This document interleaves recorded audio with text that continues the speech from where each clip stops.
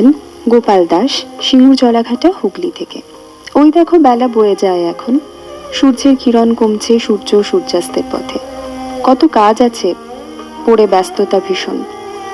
এরই মাঝে প্রকৃতি হাতছানি দিয়ে ডাকে বারে বারে নিঝুম নিরালায়।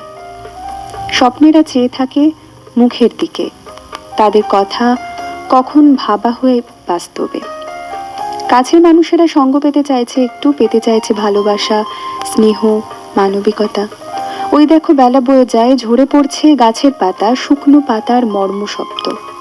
পাখিদের দল দল বেঁধে উড়ে যায় কিচিরমিচির হাজারো কথার ভিড়ে। ওই দেখো বেলা বয়ে যায়, এখনো সময় বাকি, মনের গভীরে যত চাওয়া পাওয়া প্রেম রাখি।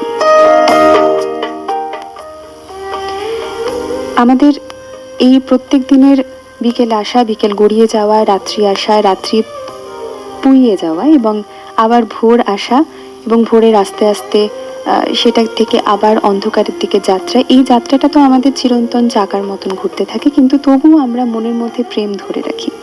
কি সুন্দর করে লেখা থাকে, কথারও তো একটা সুর আছে বলুন। যখন সেই সুরের সঙ্গে আমরা আমাদের মনের ভাবনা, আপনাদের কথা, চিঠি, গান একসাথে মিলেমিশে যায়, তখন সন্ধেটা আরও একটু বেশি সুন্দর হয়ে ওঠে।